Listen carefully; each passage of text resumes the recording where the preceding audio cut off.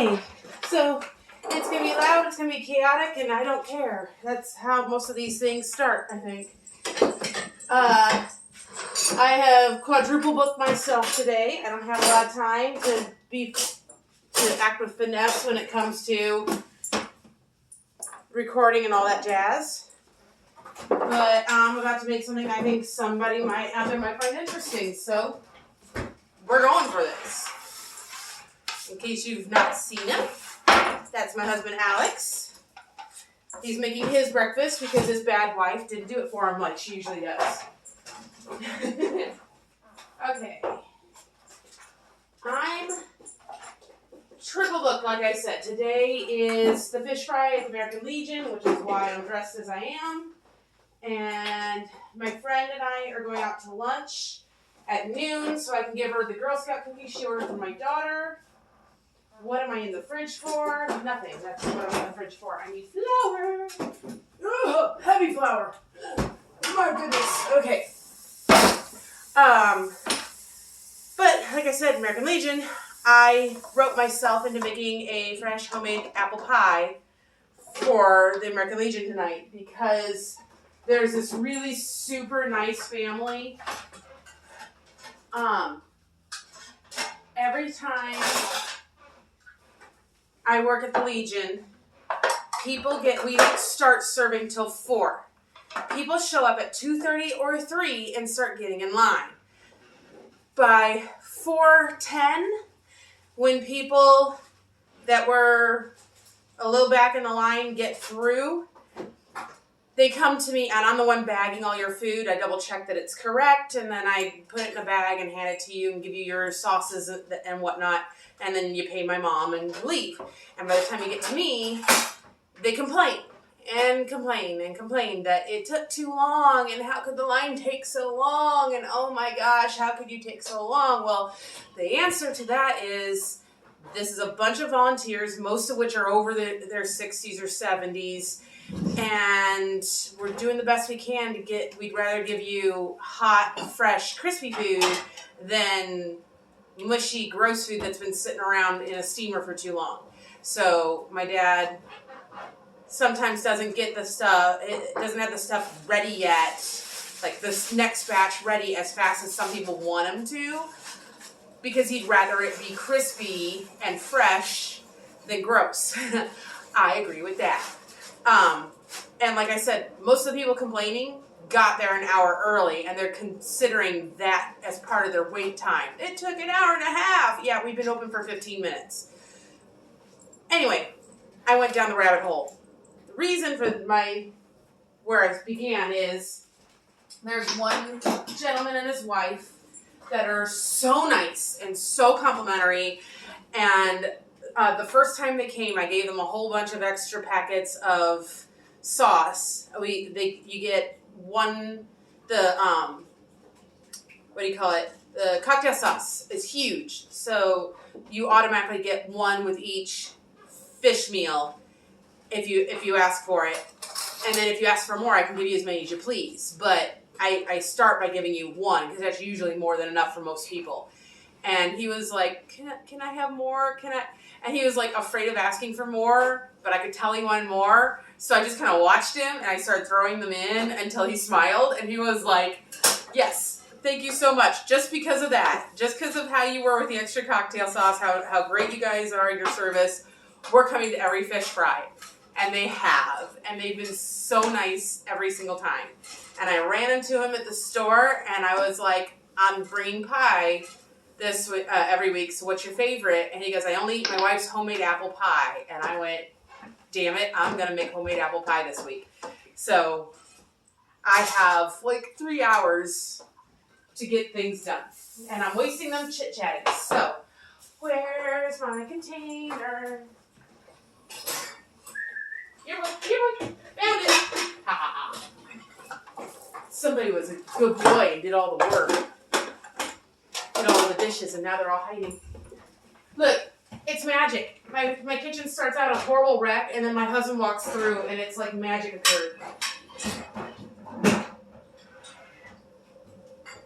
And for anybody out there... Part of that's in the sink. Well. For anybody out there complaining that the wife isn't doing the job, up yours. For anybody who's like, well, why does she help him out? Why does she make him do all the cleaning in the kitchen? The answer is, A, he doesn't think I do as good as him. Okay. And B, I do 90% of the cooking, well, 95% of the cooking, and I'm afraid of being the one to put the food away because I'll snack and eat things I shouldn't. So he volunteers very kindly to take care of that for me because he loves me. I love our cousin too, so it works. It's a win-win for me. Well, 20 years now, you better love my cooking. 21 almost. Yeah. I know, I'm wasting a paper towel, but I'm going to put it in recycling, so. Alright, here we go. So, I typically do things a little differently than what I'm going to do today, but that's because I try to get my points down as far as I can. Today, this is for the Legion. I don't really care if it's got more fat in it. My holy grail. Okay. My favorite cookbook, the one I've used since childhood, Betty Crocker's cookbook, and it's, I don't know what year, but it's this one. This is the one that I think is the best. So just to refer, because I get my amounts right, I'm going to do the 2 crust. Okay, let's go ahead and do 2. Okay, so it is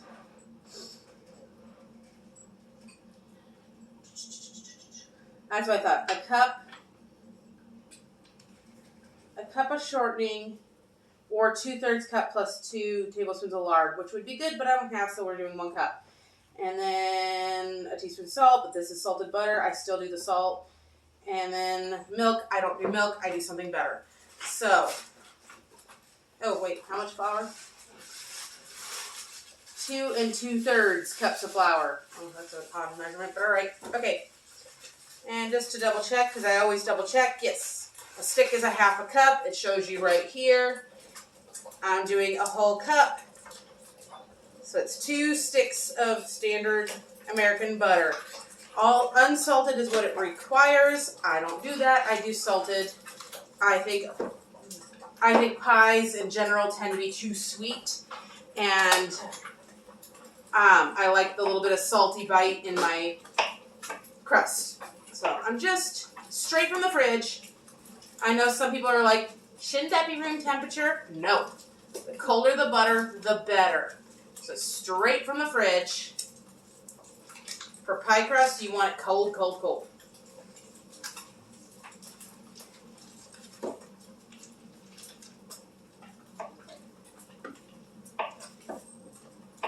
And I'm just chunking it to make it a little easier on my machine. Okay. Here we go. Some people freeze these and use them to rub like pans and stuff. I should. I don't. I'm not organized enough for that kind of crap.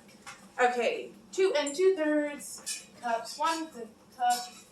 Where's my 3rd cup? 3rd cup. Okay.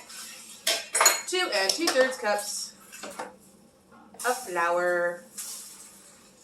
Normally, if I was doing this for my family, 1 of these cups of flour would be traded out for almond flour. It makes it a little harder to deal with the dough, but it makes it a hell of a lot less points, and it makes it really tender and delicious. But, A, this is American Legion. Some people might be allergic to nuts. I don't want to take chances. And B, I'm just going for standard delicious, because once again, American Legion. And then 2/3 is 2 of these. So 1/3. Oh, no! No! No! I got cocky. That'll mess up my measurement. Some of it went in. Okay, that's as close as I'm going to be able to get.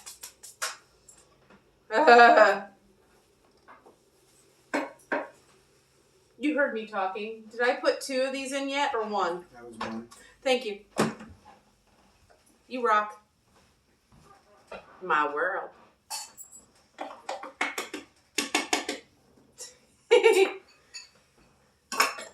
Okay, salt. Salty, salty, salt. Salt. And what was your recommendation? Not that I always follow it, but we'll see. That's what I thought. Tea. 1 tea. There we go. Good enough. All right.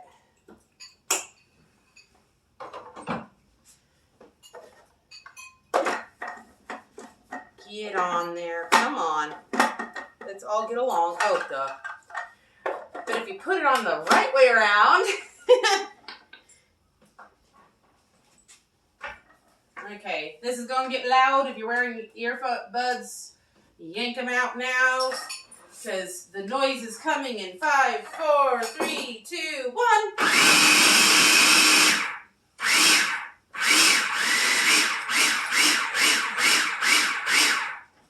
So you're looking for coarse sand.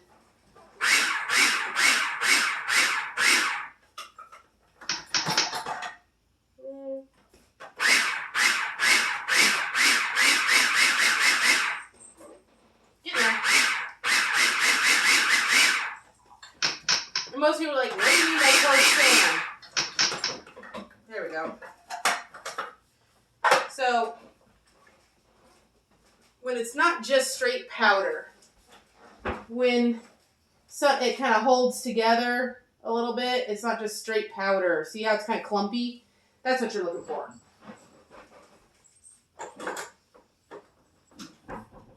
Doop, doop. And then here's my next trick. Don't tell the whole world. That's my job. Here we go. Whatever milk you have on hand, the higher the fat, the better. You're going to put in a little drizzle, like a half a tablespoon to a tablespoon. Pulse 2 or 3 times. Another little half tablespoon.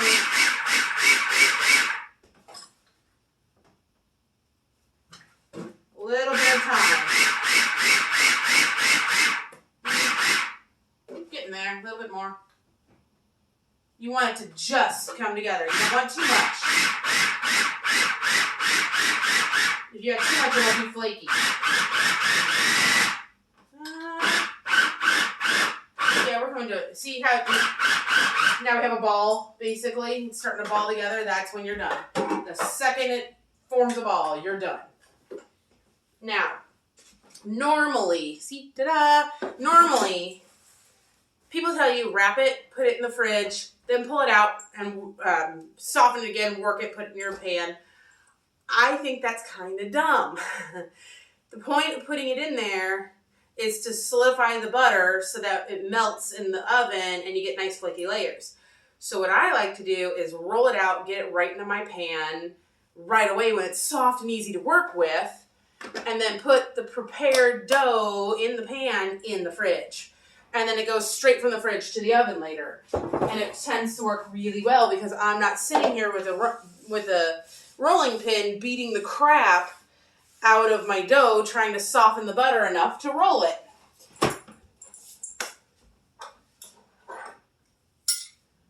Ta-da. My poor husband. He comes through, he cleans it all, and then what do? I come through and destroy it all. Unplug. I don't like to leave things plugged in right next to the sink. That is not the best of ideas. Okay. I was going to go get a disposable pan, but you know, life happens, and I forgot. So, where's my pans? I tend to forget where I keep my brain. Okay, come here, pie plates. Okay. So I'm just going to go ahead and use 2 of my pie plates. I'm wanting to make 2 crusts I want to make 2 apple pies because apple pie tends to be a favorite. Or do I? Let me think here. Do I want to make 2 or do I want to make 1? I want to buy a pie while I'm out too. I forgot to do that last night because I wanted to do more than just apple.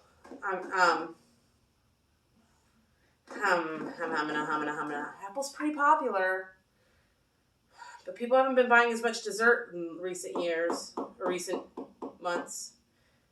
And I only made a double crust, so I'll have to make it all over again for the top halves. What do y'all think? Let's do 1. Let's just do 1. Let's not overdo, like I always do. My too much gene is very strong. The too much gene is strong in my family. We always do way more than we need to. All right. My weapons of choice. Ta-da! Isn't that nice? Okay, so I love a silicone mat. If you make pie more than twice a year, invest in one because it is so nice to do this. To pick things up and move them easily. The other reason is it's nice to have this diameter here so you're not sitting there putting the pie plate on it 70 times trying to figure it out. So my pie plate comes to the 10-inch mark. However, you want big enough for the sidewalls and some overhang for crimping the top and bottom together. So I want to come at least here. I want to come out to here with it, which is about 4 on one side and about 18 on the other. 3 to 4 and 18 to 19 on the other. So here we go.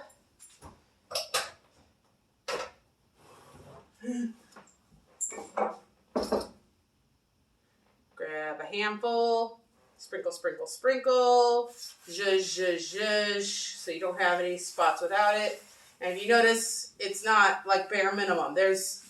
I can make tracks. There's a little bit there. Keep your flour handy because you might need more in a bit here.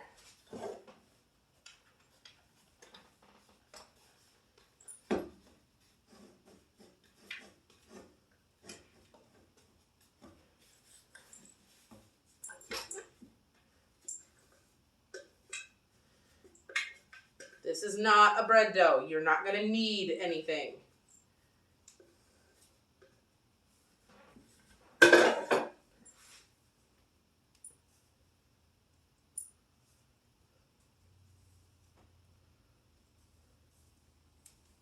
Get all the little bits out that I can because I'm German. I don't like to waste even a crumb. I'm German and Greek. Both of which, I don't want to waste a crumb of my good cooking.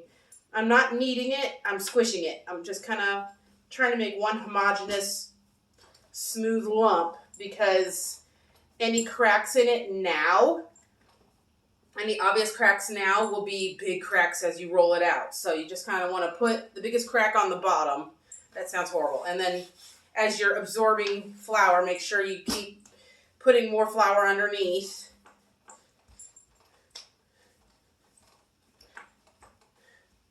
Oh, duh. Pamela Susan. You idiot. It's a double crust. Cut in half. Should have done it sooner, but that's okay. Alright, well then. And we'll just squish those corners back in, make it more round again. There we go. So, Ava always says, on Pasta Grammar, Ava always says, what you put, you will find. If you put cheese in a dish, you'll find cheese in your dish. If you put a lot of cheese, you'll find a lot of cheese. Well, I find the same thing with shaping dough. What you put, you will find. If you get a nice round shape to start with, it's a lot easier to maintain it because you can see it going out of whack. And because it's a nice flat round shape to start with, you don't have too much dough on one side going bleh. You can keep a much more even shape. So take a little extra flour, sprinkle, and then put your, if you have, like I sprinkle a little on top and I had too much and I put it there so that later if I need to. You just kind of brush the extra off. You just need enough. If I need to, I can always tap into that for going underneath or whatever. It's my little reserve. All right, so start in the middle. Always start in the middle, never on the end. And push out and then pull back. And then go the other way. It's that easy. Always start in the middle. And look, you can even go help bring it into the round shape you want. It's a little thicker on one spot. Push it to where it's thinner. And then get under there. Make sure there's plenty of flour under there and plop it down. Now I'm not stuck. I'm not getting to the end and going, oh, I can't get this off.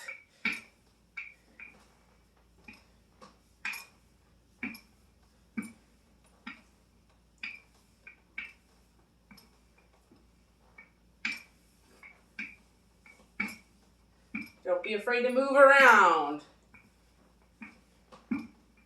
You're not a statue. You can move. You're trying to keep your edges from being too terribly frayed. Oh, Pam, see what I did there? You know how you fix that? Squish it, roll over it, fixed.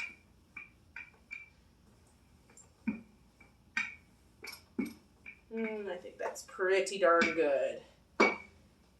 Just making sure it's even now.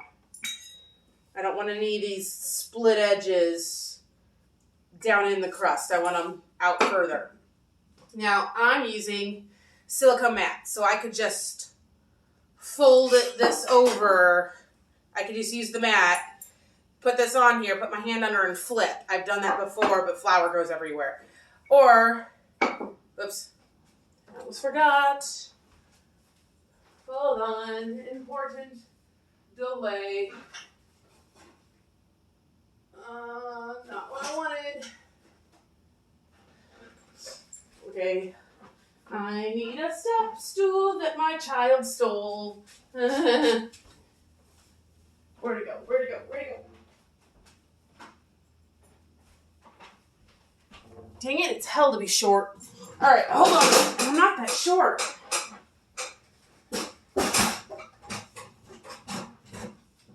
Okay.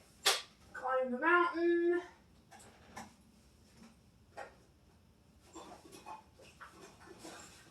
There he is. Da-da-da-da-da. Baking spray. This one's different. There's flour mixed into the Pam spray. So it'll release from the pan a little easier when they're trying to do things later. Okay, little mist. And here's the trick, boys and girls. If you don't have a silicone mat, that's fine. You can also use saran wrap. No, I'm wrong. Don't use saran wrap. That doesn't work as well. It's okay, but not great. Use, I'll think of the word in a second here. Use, wax paper. That works really well too. So I rolled it up and I want to leave a little overhang and then I just roll across. I don't push down because I don't want to seal it to the edge because I want to do this. Pick it up, let it drop in. Pick it up, let it drop in.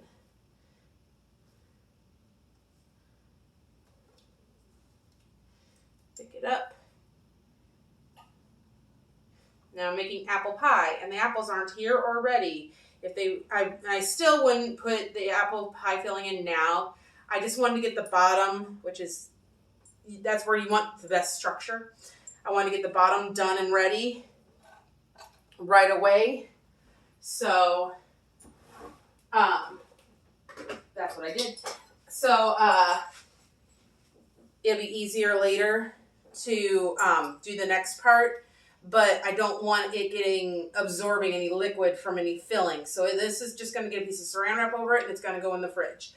But I am going to cut the excess down a little. You want to keep some so that you can roll and seal your edges. So the excess is going to go back into this pile to make that roll nice and easy. And I'm cutting it to about an 1.5 inches or so in length.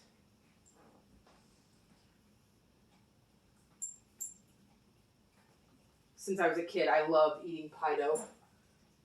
I know, I'm blocking your view. I'm sorry. It was just easier than spinning it, because if I spin it, I find that I tend to run over my edges. It doesn't work so good. So I try to get around it any other way I can usually. Okay. Almost done. It doesn't have to be perfect. It doesn't have to be pretty. You could just tear it if you're careful, like I'm doing right now. It's tearing so nicely, I'm not even worried. Ta-da! All right. That one is ready.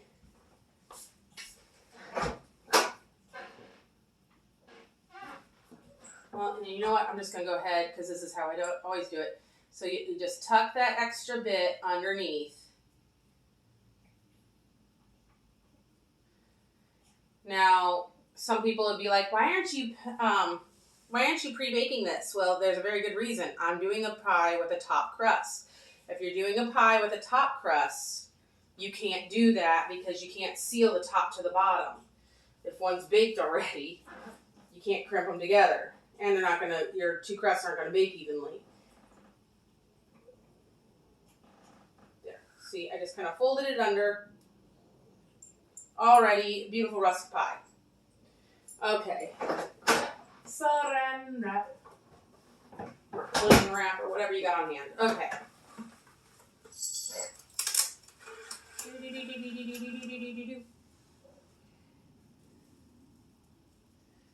Get it all down and touching everything.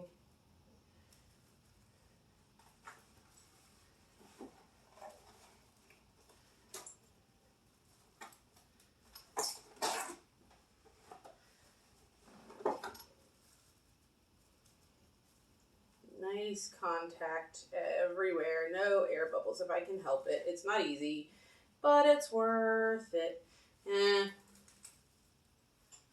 Okay, there we go. I attached it to the side of the plate.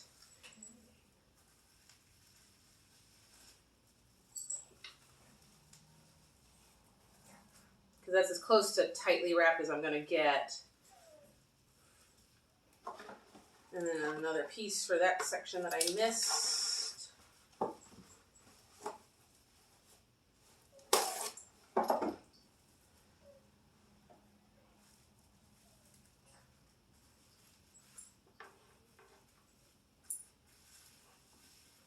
All right, that one is ready. And then remember my little reserve. Bring it over here. Take this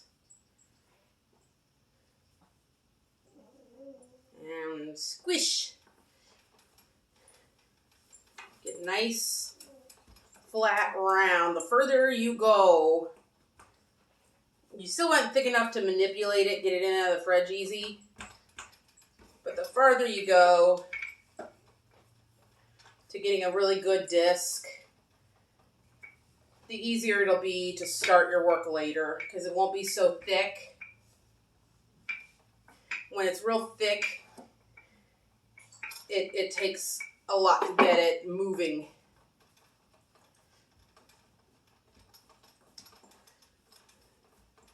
I've had to sit there when it's really thick and just whack on it before, so I don't recommend that. It's not fun.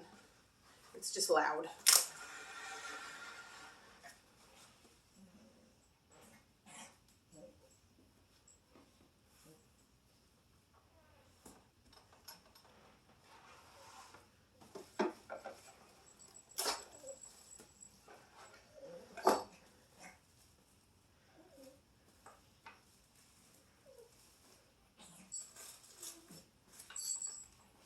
All right.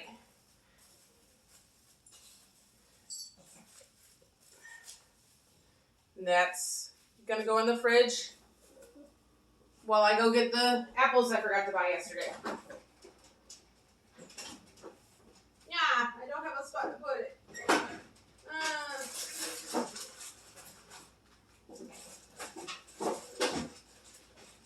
My fridge is overflowing with leftovers right now. There we go. Okay, gonna leave this because I'm gonna come back and work on more rolling in a little bit, and I'm gonna get my stool back so I can climb the mountain again and pause you. And then I'll go to the store and come back, and there we go.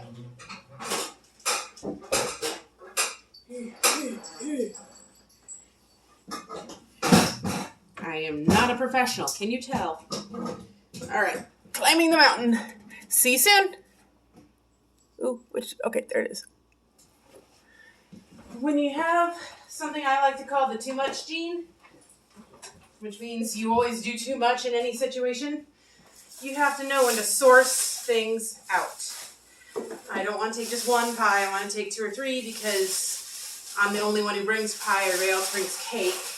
And there's a lot of people, especially at the Legion, who don't like cake, they like pie. So I've got a lemon meringue, not my favorite, but it is many people's. And I have a chocolate pie.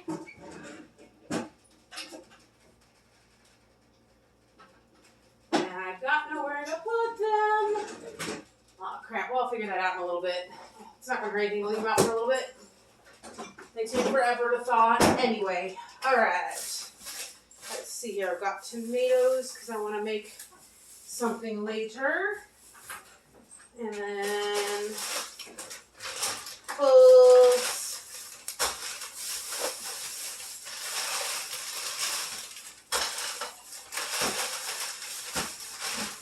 And then I've got all my berries that I need to put into mason jars because that actually works. If you put your berries in the mason jars, they take longer to go bad.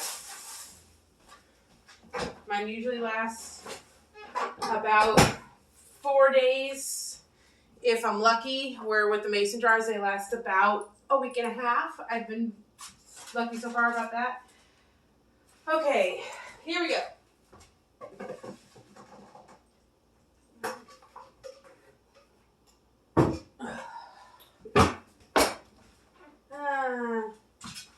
Let's make life easier. Okay. And I don't want to clean up all the flour, but I also want to be in front of the camera for anybody that's actually watching this, so we'll do it this way. Ta-da! Okay, so I do not buy Granny Smith for apple pie.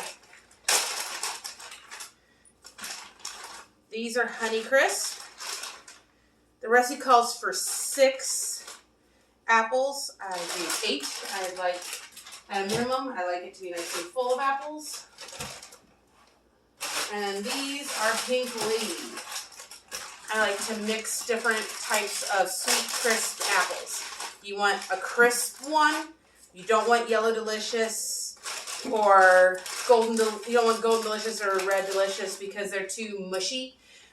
You can have like one of them because it gives a little more, like they'll break down and give like a creamy texture and kind of bind things together a little bit. But overall, you want detectable slices of apple in your finished product. And the best way to get that is crisp apples that like crunch when you bite them. And I choose sweet ones because then I don't have to add sugar.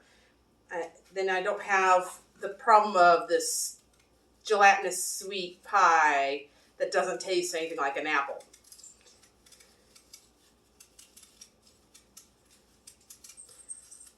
This is a part that's probably going to bore a few people. Feel free to fast forward. But I'm not going to climb up and down, just to pause it for you this time. So if you're bored, I'm sorry. Let me think. What can I talk to you about it for those who actually care enough to stick around? I'm planning on Easter. That's actually what I've been thinking about all morning is my Easter plans. I'm throwing it. So I like to start planning early about what the menu is and what I need to accomplish and do. Next week, I'm going to go start making the Christmas baskets. I've got one actual godchild. What I mean by that is one that's been baptized with me as the godmother. But I have several others that I've just declared as my godchildren because being a fairy godmother has always been my dream. And spoiling children is my passion. So I've got several kids I'm going to be buying stuff and making Easter baskets for. And then I've got my parents, my sister and her husband, possibly my in-laws. I'm hoping they come. I need to talk to them all and invite them still, though. For Easter Sunday, I am also going to invite my good friend Dawn and her whole family. One of my favorite things that we've made a tradition is we get those Spanish eggs that they're filled with confetti. They're real egg shells that the eggs been blown out of it, and they've been dyed, and there's confetti, biodegradable confetti inside, and they seal the bottom with a matching color of the same kind of material that the confetti is made out of. And then the kids go outside and pelt the crap out of each other with them. Each kid gets a whole container, a whole dozen, just for them to run around and attack their siblings and their friends and have a blast. It doesn't take long either because they pelt through them pretty quickly. And even the twins, who are now in college, were like, are you doing those eggs still? If you're doing them, I'm coming. So, mostly because they like to get each other with them. It's fun to be a kid again. And I already bought them, actually. I'm really excited. But I got to figure out dinner. It's kind of a tradition that we do ham. But there are some people who can't do ham or don't like ham, so I'm trying to decide if I'm going to do a beef roast of some sort with it, or if I'm going to do pulled beef. I can do that one that's got the hot peppers and the ranch powder. I got to ask Dawn what she can eat, because she's got physical problems that she might not be able to eat something in that, so I need to talk to her today. But if I can't do if I can't do beef for her, then I'll do probably grill turkey or chicken. Do a whole chicken out there. Maybe do like a beer can chicken. We'll see. We'll do something like that. And then, but I don't do beer can. I do, because I'm allergic. I do ginger ale. And I put Asian spices and ginger and garlic in it, and I do like a teriyaki type marinade or an Asian marinade on the turkey or on the chicken itself when I do it. So I wind up with this really different Asian version of a beer can chicken.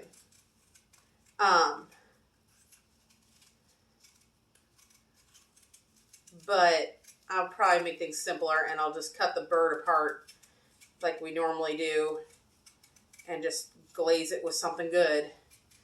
I'll know more by the actual day. Always got to do a potato dish. Now that I'm on Weight Watchers, I want to make it a Weight Watchers friendly potato dish. I might be a glutton for punishment. I might be doing twice baked potatoes. I can get them all ready and prep the day before and then run them through the oven the day of. That'd be really easy. Always have to do green beans, but I might do a different one than usual, do one with almonds in it. A fresher, more spring version than what I do at Thanksgiving. So yeah, definitely gonna do green beans. Corn cost points now. I want another vegetable. What's gonna be good? Well, carrots. Make some glazed carrots. Of course, the kids they only like it raw, so maybe not. Probably a salad. Yeah, I'll do some kind of salad. That'll work nice. So ham and salad and either chicken or beef. And deviled eggs are a must. If my sister-in-law is coming, I'll ask her to bring them because she does a really good job. Some kind of roll. Always got to have a bread of some sort. I'll find the ones that are the least amount of points. I put a lot of thought and prep into making my dinner as low in every ingredient or every part of the meal as low in calories as I can, just so that I don't have to think so hard on the day of to be good. Aw, come here. Where are you hiding? Where are you hiding? I know you're in here somewhere. My friend taught me this trick. So I'll show you in a second what I did, but if there's some of the apple that you didn't get, like the core, use the small end of a melon baller and it comes right out. So I take my apples and I go near, there's that bit that you can't get to when you peel, and I go near it and cut down right along the side of the core. If I get too close, like I said, I just use the melon baller to get it out. But I just cut the two big sides and then the two short sides. So it's just one flip, two, gotta melon ball that one, then I lay it down and you can see the core and you just on the edge away from the core. And yeah, there's some here. Snacks for the chef. When my kids are home, they go crazy for the skins. Like, I can't peel an apple in this house if my kids are home, without them eating all the skins. And they love to watch me peel it in all one big long strip. And mesmerizes them. One side. I always seem to get one side just a little too close for comfort. Do-do-do-do.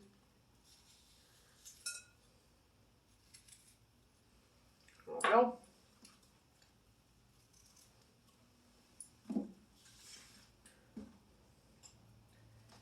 Do-do-do-do-do. Boop. Yeah.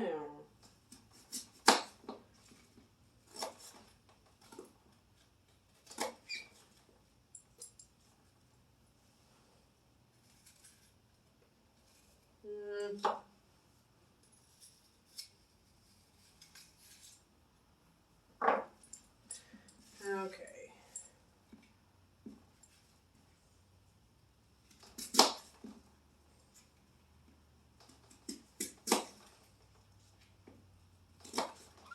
Ta-da! See, it goes pretty quick.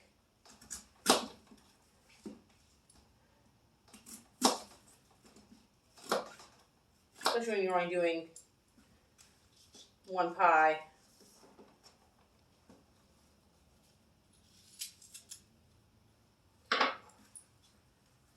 I find if I sat there and broke down the whole apple in one go, I'd be here forever. It just seems to take so much longer because you're start and stop, and it's just a pain in the butt.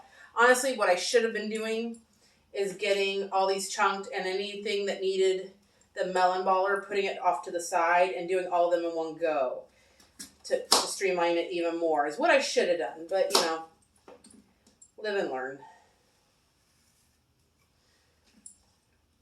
Should, coulda, woulda. There we go. All right. Last two to melon ball.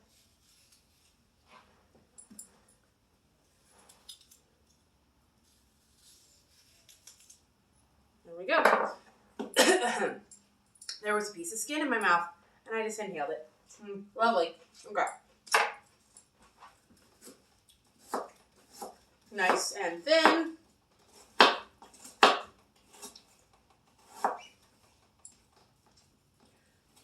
Now, if I was just making this for my family, I would eyeball what I throw in when it comes to spices and whatnot. But this is not for my family. This is for public, and people are going to be buying them for $2 a slice for a nice large slice. So I'm going to actually follow the recipe for the most part. I will not be adding sugar. It doesn't need it with these sweet apples.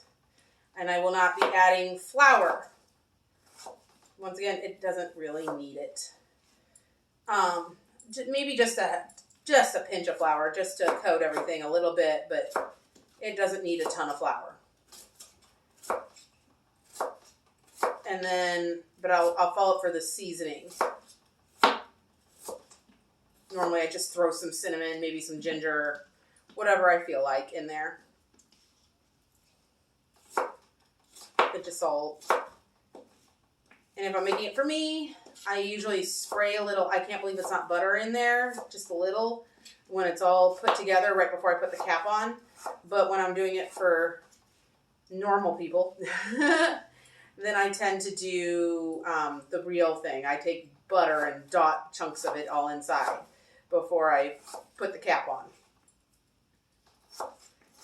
Okay, so I don't know if you can see what I'm doing, but I'm taking, whenever I have a few of those little ones, I kind of line them up and just cut my way through the line.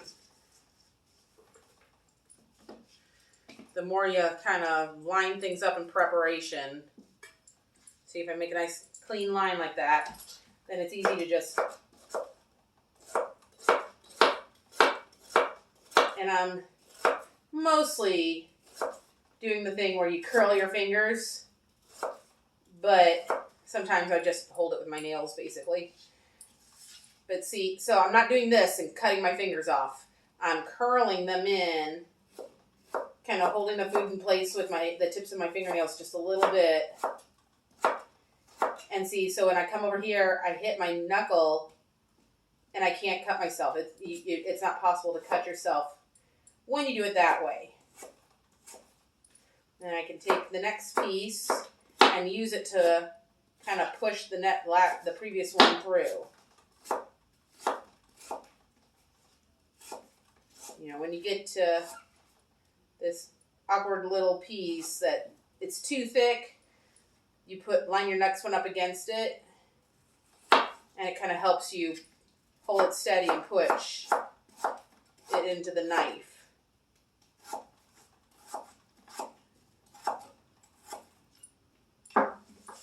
Ta-da!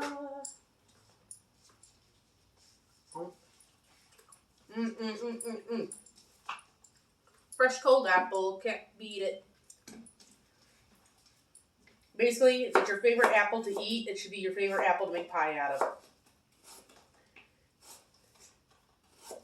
And I know I said earlier, but if Yellow Delicious is your favorite apple, then do half Granny Smith, half Yellow Delicious, or half Gala, half Yellow Delicious, or whatever other apple you like.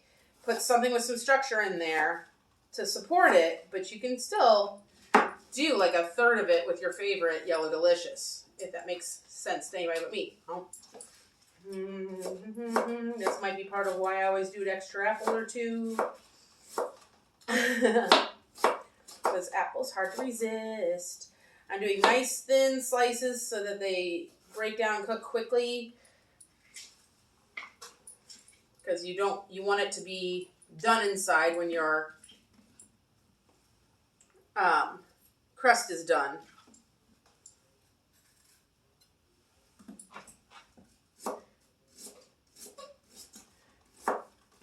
Another one of my favorite things in the world to do is to take these apple slices and fry them in the pan. Just add a little apple cider vinegar, either a dot or two of butter or a little bit of butter spray or flavored cooking spray. Any of it works. Use apple pie seasoning. And by that I mean use, the cinnamon, nutmeg, all that fun jazz. And just fry it in a pan. And a lot of times I'll take that. It's really good if you put some toasted nuts on it. Or I'll put, like if I have a pound of apples, I'll do a half a pound of sauerkraut mixed in. And a slice or two of bacon, and oh yeah.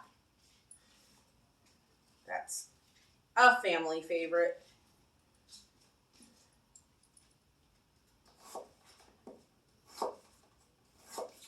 We are almost done. Look at this huge pile and it's almost done. Oops, see, I just did a dumb thing. I had my finger sticking out and I almost cut my fingernail. Keep the fingies in. Even people who've been cooking for, oh God, 30 years sometimes do dumb things.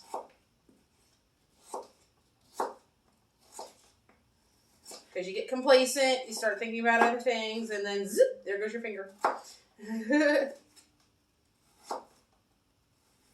Or more often than not for me, an odd piece of vegetable or fruit will flip. Just as I'm cutting down, I'll lose grip or it'll flip or something, and it will throw my finger into the blade. That can be fun. But I'm not one of those master chefs that's going really fast, so I'm not going to cut my finger off. It's just going to, need a little Band-Aid.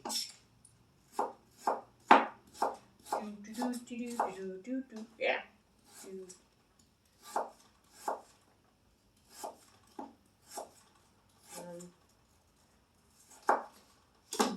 Keep getting earworms. Keep getting different little snippets of songs stuck in my head. I'm coming up. I want the world to know. That's about it. That's all I can remember. I got the tune in my head, but the words are evading me right now.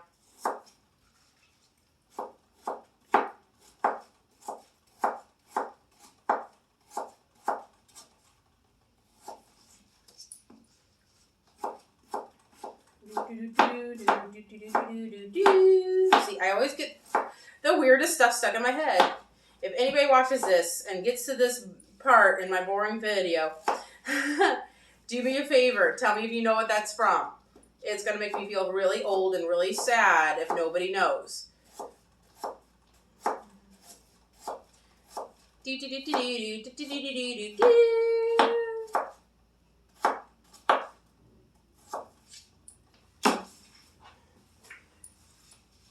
Yeah, the other one that I always want to test people on, no,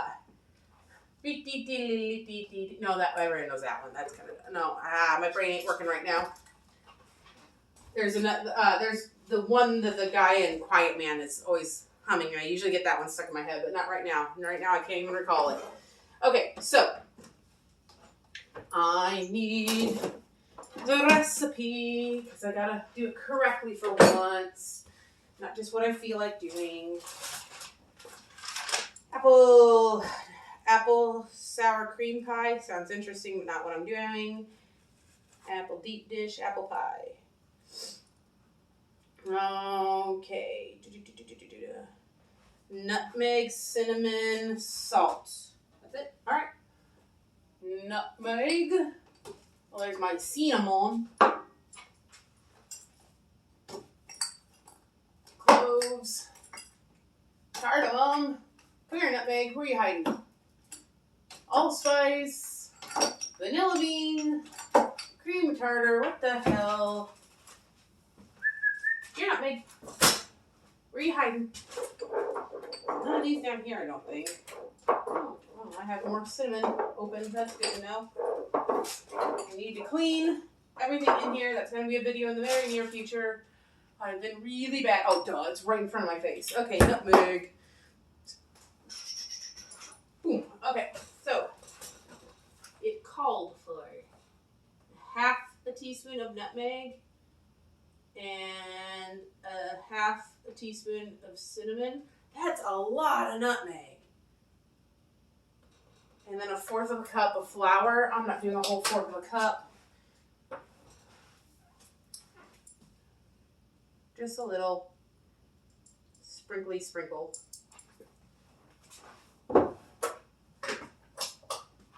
Called salt. Salty salt. Good little pinch.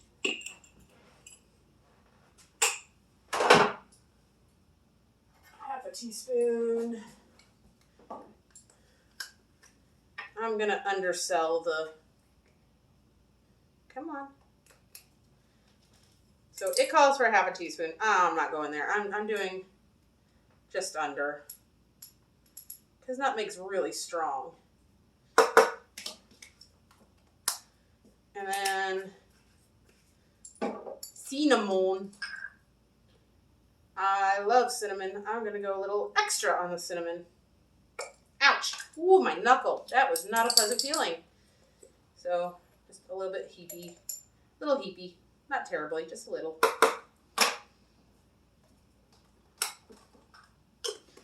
Okay. I've got nice clean hands, but you know I'm not going to do that because I'm going to wind up tearing things apart. I am going to take a rubber spatula. So, you might be sitting there going, how do you stir apple slices without just crushing them all? You scrape your sidewall and just pull up from the middle. You scrape down the side to get under it all, and then you just kind of pull up. And every once in a while, I just kind of flatten, like squish and move things a little bit because they tend to stick together. And you want the flour and the cinnamon and the nutmeg to get like all over all of it. And you just kind of keep mixing until you don't see any dry spots. Everything has a nice even amount of cinnamon everywhere. There's nothing hanging out in the bottom like there currently is. It should be all stuck to something.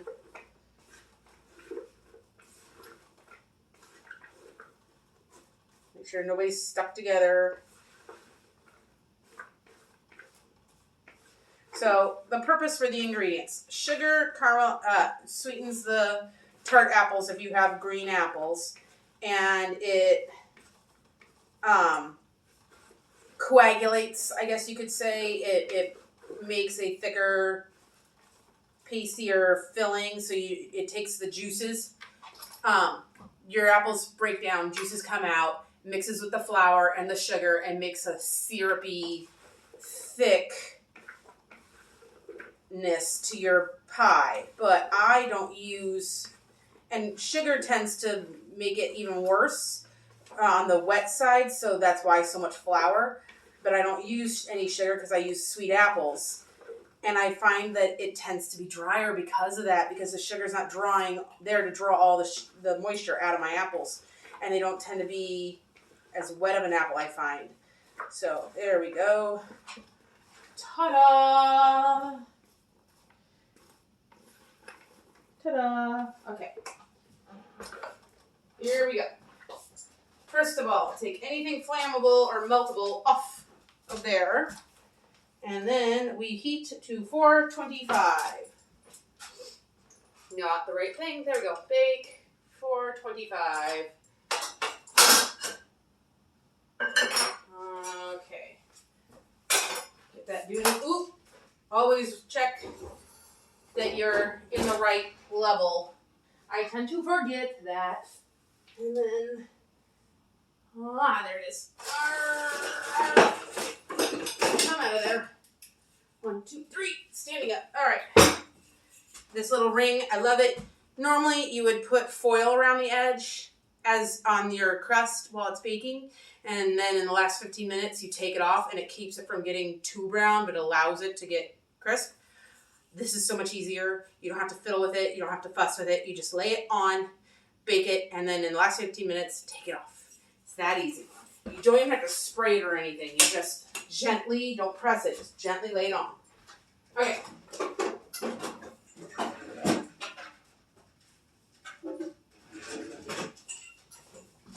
This has been resting, and it's been chilling, doing its thing.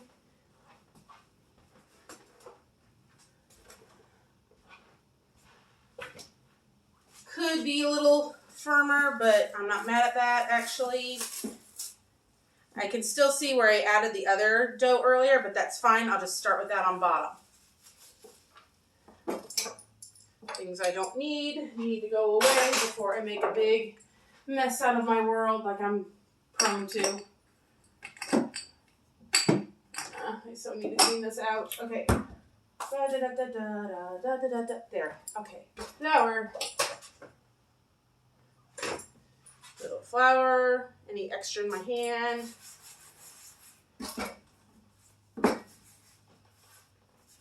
And a little more.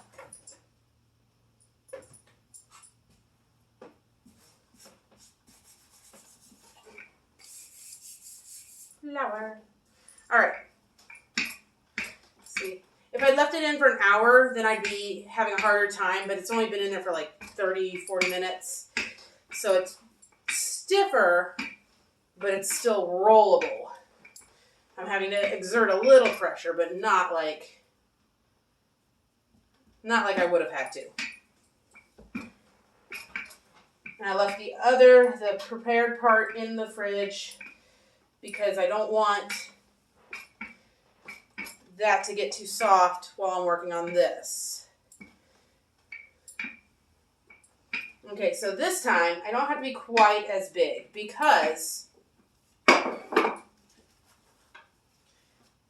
this time, sorry, brain dead. So this time I don't have to be quite so big because this time it doesn't have to be going up the walls of the thing. It just has to go domed over the top. So as long as I'm bigger than that big circle in the middle, we're good. Which I'm almost there.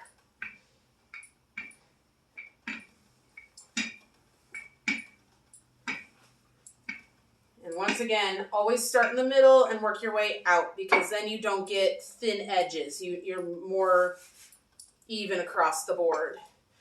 Okay, so that's more than enough. Here, Mr. Crust.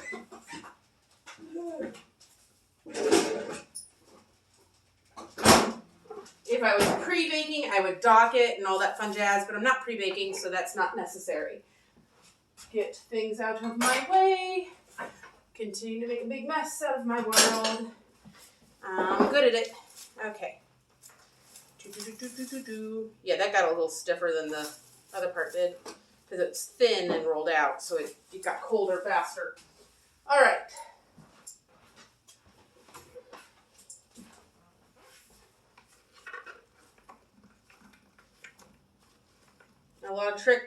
A big trick a lot of people don't realize, if you're ever sitting there and you're like, there's not much apple in this apple pie, what the heck? Or you make your apple pie and when you're all done, you're like, why is there so much space between the crust and the apples? Here's the trick. Get it about halfway full in the bottom and then try to get any air pockets out. Try to flatten things down.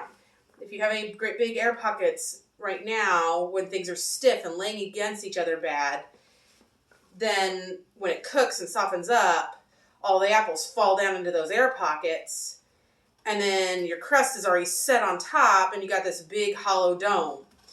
Nobody wants that. You want a pile of apples inside of your pie.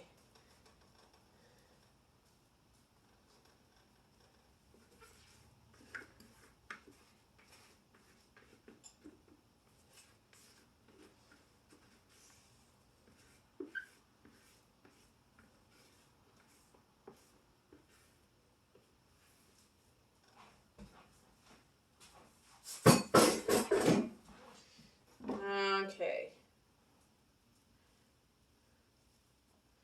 I'm just kind of, like I said, just making sure there's no pockets. Everything's kind of tightly packed in there. I could do a couple more apples. I could get it really high, but I don't want to. Okay.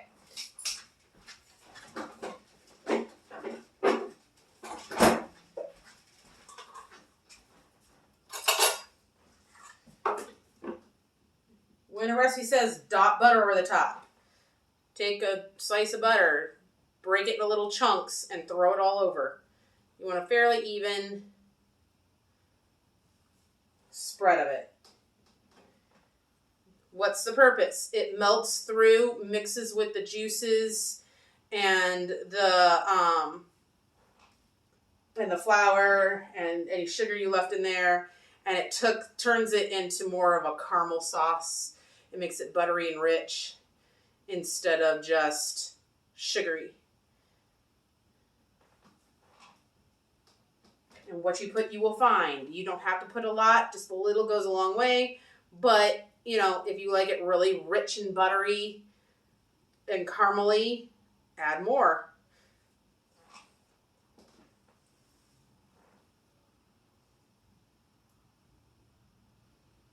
I'm doing this for the Legion. It's $2 a slice, so I'm going a little heavy on the butter. I want to give them something worth $2.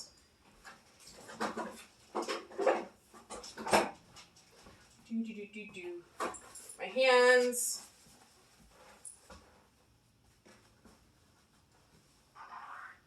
Okay. Where did you go? Where did I throw you when I said get out of the way? There it is. Oh, okay. I like to start on the same side as that. So I just pull it up over the edge and gently, very, very gently, barely touching it. I don't want to press the dough together. And I just bring it right up to the edge. And I put my thumbs right here on top to keep it from spinning. They're just placed. They're real gentle. And then roll. That easy. And then I'm going to do like I did before. The knife. Okay. And I'm going to trim it to about 1 inch.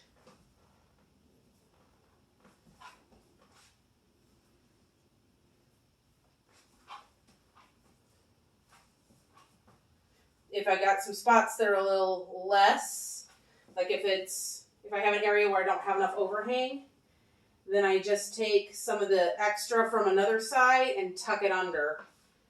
Like right here might be a spot, but I'll show you later. I actually did better than I usually do, so I might not have any of that problem today to show you.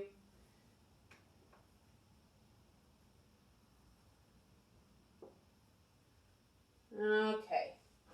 So I've trimmed off my extra. So this I can use for decoration if I want. There's a lot of things I can do. So I'm going to take that tucked edge from before and I'm going to tuck this under that tucked edge. If I could get my thing to quit moving, I'm sealing them together.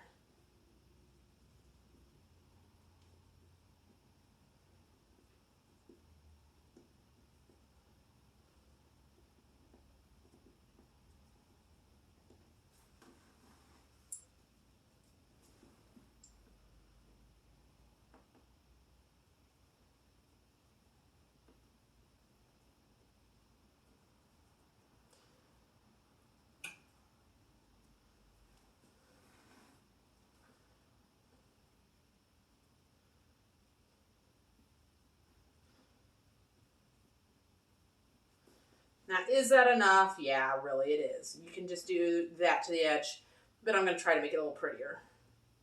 You can do the fork thing. I like to do the finger thing. Which you're probably like, Mom, what? Oh no, I tore it. Oh well, it'll be fine. Right there at the end, I tore it. Okay, so what I like to do. Pinch, pinch, pinch. And I just go all the way around, gently pinching with my fingers at slight angle.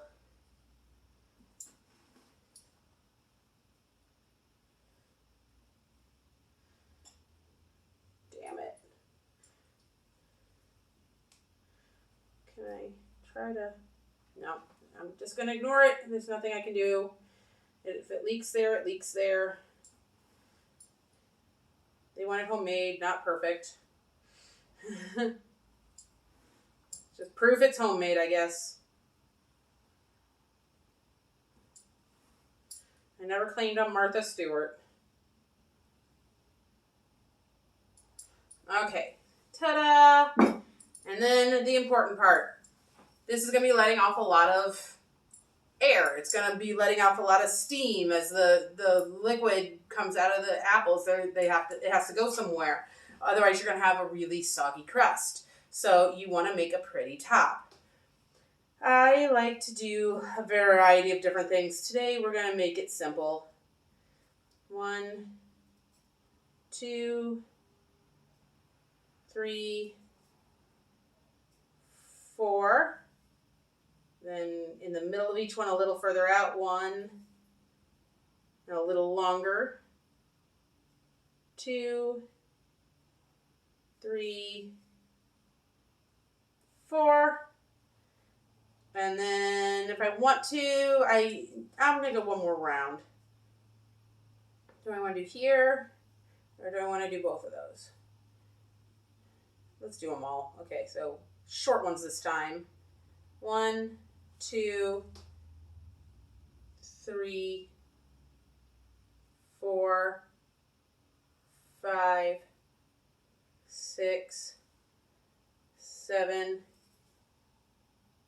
8. Nice and pretty. And I, just for the shits and grins of it, little X right in the middle. There, that's better. Little X right in the very middle. Okay, then if you want, this is totally optional. I've got a few little unpretty things. So I'm thinking I might try to make something decorative and cute. So take your leftover dough. Squish it together. Lay it flat.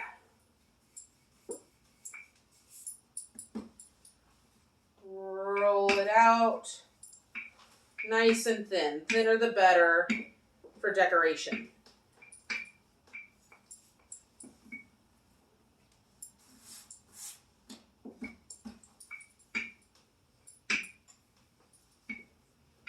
You don't want to make your dough real thick where it won't cook.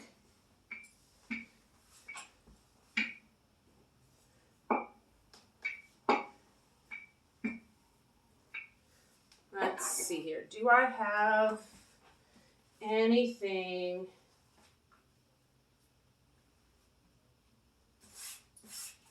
small and round?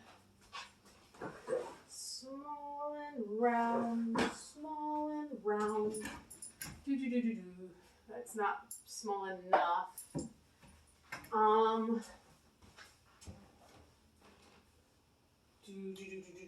Let me think here. Oh, I have an idea. The big side of the melon baller will at least give me imprints to work with.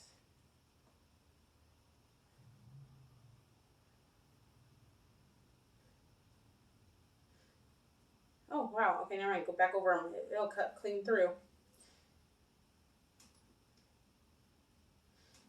I was doing it lightly, but now I realize I can just go to town.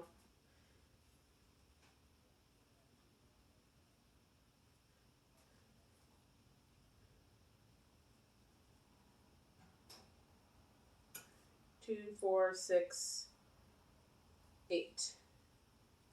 Okay. So, take all my little cute rounds. I don't know how well you can see from way over there, but we'll figure this out together.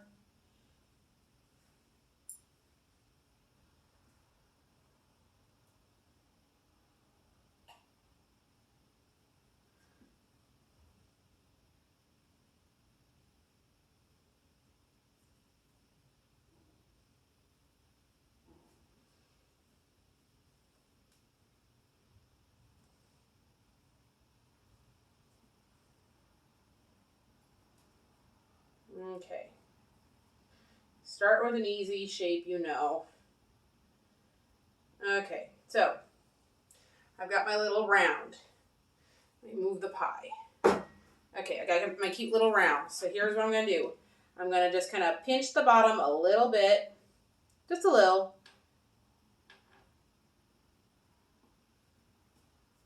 See? Kind of like a skeleton head. And then let's use this thick handle on my spoon and just kind of curve the top end, kind of heart-like. I want to make it a little exaggerated because I know that when I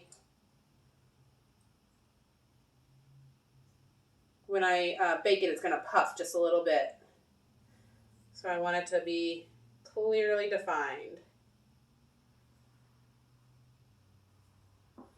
So it's like a heart. It's like a nice heart, but a little flat on the bottom, not a point. And I'm going to go ahead.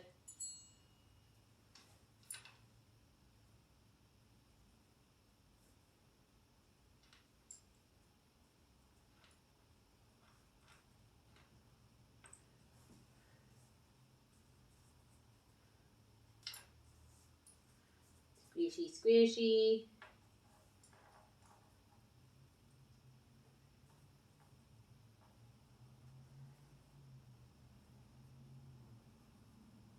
Okay, and then go back through.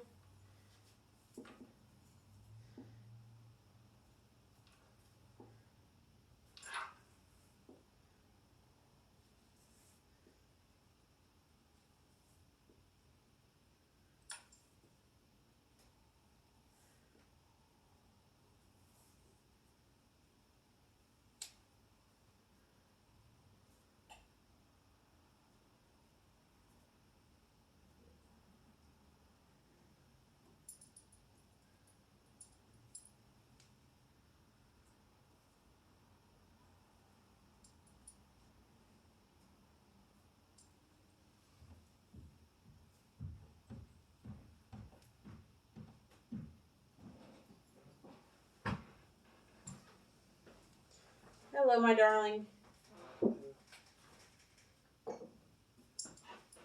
I promise not to turn into Rosanna Pansino. I love her. I'm just not going to become her. She talks a little too high, a little too long.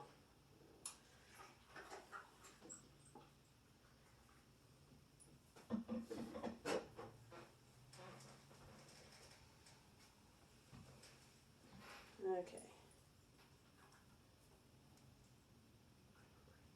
I know there's minor breaks. Why do you think I'm making cute little apples to cover the minor breaks? Go away! Complaining is not helpful. Like, I won't see the minor break in my own work. Yeah, right.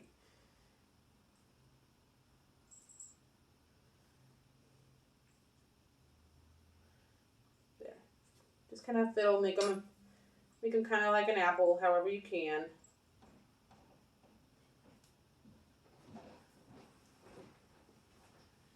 I wish I had something like a sesame seed or something that I could make little seeds in them. Okay. Now I'm going to take a little bit of dough, make a little ball,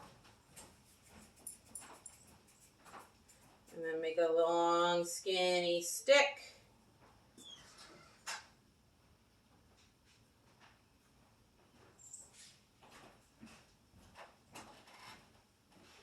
Snake, whatever you want to call it. Okay, cut it roughly in half.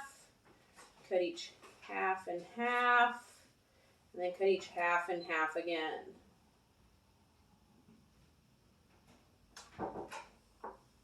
Roll one end a little extra.